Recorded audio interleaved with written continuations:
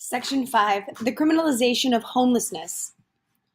With high poverty rates and the increase in targeting poor people with fines, fees, and arrest, there has also been a rise in homelessness in some states. On any given night, an estimated 600,000 people in this country are homeless. Arguably, the worst economic hardship, homelessness is also increasingly treated as criminal behavior. Homeless people, and even those assisting homeless people, are targeted. All right, so I'm going to read this right here. I'm 53 years old and I'm half crippled, so no one wants to give you a job. Franklin, a homeless veteran, is unsuccessfully looking for work every morning. Franklin lives in the woods off a highway in South Florida. Choking up, he tells the reporter, "Sleeping out here with the sand and the bugs, man, it's real tough." To survive, he resorts to asking for money. He has received 4 tickets so far for standing on an exit ramp asking for money. Franklin says he managed to pay the other 3 citations from money he asked for on the street, but he didn't think he could get the $64.50 required by his citation. He pulls at an average of $10 a day. He said he's got to pay it. It's either that or jail, which I'm probably going to wind up in jail. The hardship of being homeless.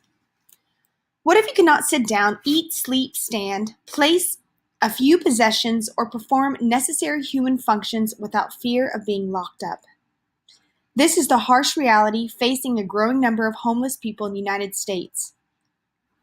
People without homes are increasingly targeted, criminalized, and arrested for nothing other than being people with unavoidable human behaviors and nowhere to perform them privately.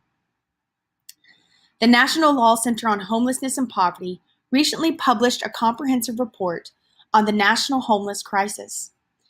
The report focused on the growing ways in which the mere act of being without a home is considered a criminal act in a number of cities nationwide.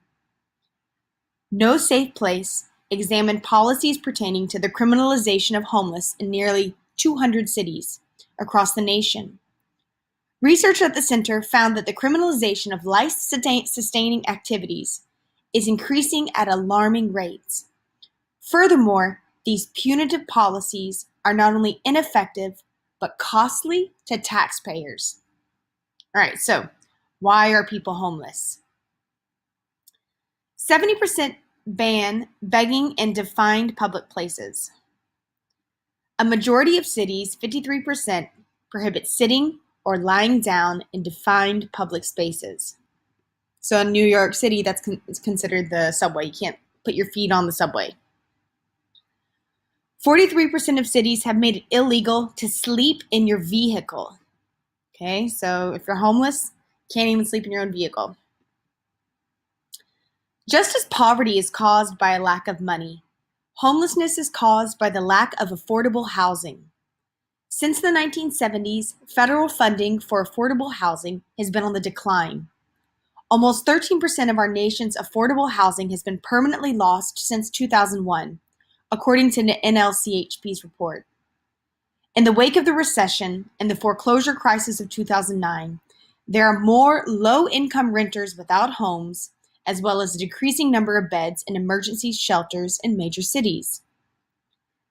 The National Low-Income Housing Coalition has calculated a housing wage, defined as the hourly wage a full-time worker must earn to afford a decent 2-bedroom rental home at HUD estimated fair market rent, while spending no more than 30% of income on housing cost. The NLICH's recent report, Out of Reach, finds that in the United States, the 2014 2-bedroom housing wage is $18.92. The national average is more than 2.5 times the federal minimum wage, and 52% higher than it was in 2000. So I'm going to read this again. Okay, you need to make at least $18.92 to be able to afford a regular 2-bedroom in America. But that is more than 2.5 times the federal minimum wage, and 52% higher than it was in 2000. In no state can a full-time minimum wage worker afford a 1-bedroom or a 2-bedroom rental at a fair market rent. So, even if you work full-time on a minimum wage salary, you cannot afford a 1-bedroom or a 2-bedroom rental. I want that to sink in for a second, even if you work 40 hours a week.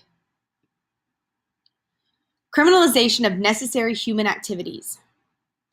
Despite the lack of affordable housing, many U.S. cities have criminalized life-sustaining activities such as sleeping, sheltering, sitting, asking for help, sharing food, and even resting.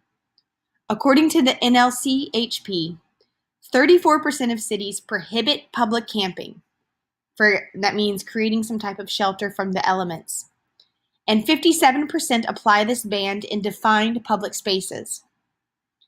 18% prohibit public sleeping citywide, and a third prohibit it in defined public spaces. 24% ban begging citywide, and 76% illegal to share food with a homeless person. Once again, 76 cities say it's illegal for you to share food with a homeless person. To enforce these draconian rules, police conduct sweeps of areas where homeless people live, confiscating shelter, clothing, and even their medication. Homeless children and unaccompanied youth. Among our nation's homeless population are an increasing number of children. From 2012 to 2013, the United States experienced an 8% increase nationwide in the number of homeless children, according to the National Center on Family Homelessness report on America's Youngest Outcast. The report found that homelessness among children in the United States is at a historic high. This especially affects you because a lot of my babies have been homeless. 2.5 million children are now homeless each year. Once again, 2.5 million children are homeless each year. That means 1 in every 30 child is homeless. See this graphic? 1 in 30 children are homeless in the United States. Unaccompanied youth ages 12 to 17 who are living alone on the streets are criminalized even further than homeless adults and unaccompanied children. Approaches used to address the needs of unaccompanied youth without homes tend to be punitive rather than service-based. In addition, some cities have curfew laws that particularly impact unaccompanied homeless youth. Policy recommendations. The federal government should invest in affordable housing at the scale necessary to end and prevent homelessness. State government should enact and enforce the Homeless Bill of Rights legislation that explicitly prohibits the criminalization of homelessness. Local government should stop criminalizing homelessness and focus on creating education and employment opportunities. All homeless families should receive a comprehensive needs assessment and access to family-oriented services that incorporate trauma-informed care, mental health care, and parenting support. To improve the lives of our unaccompanied youth, officials should get rid of curfew laws, exempt runaway youth from the Child in Need Services statutes that do not provide appropriate services.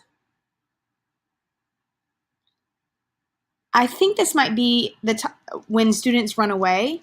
I think that might be that arrest law that they come and get you for, the Child in Need Services, but they don't do anything to address the reason why you ran away. Limit the circumstances under which runaway youth can be taken into custody. Set very time limits for such custody, and prohibit housing of runaway youth with delinquent youth or adults. So the worst thing you can do is put runaway youth with adults. It opens them up to sexual exploitation. Provide opportunities for young people to avoid court involvement through diversion programs, counseling, treatment, family mediation, housing assistance, and other services, as well as adequate time to meet treatment goals. Declassify running away and truancy as status offenses. Assign responsibility for the care and support of runaway youth to the social service system rather than the juvenile justice system. And prohibit housing runaway youth in secure detention facilities.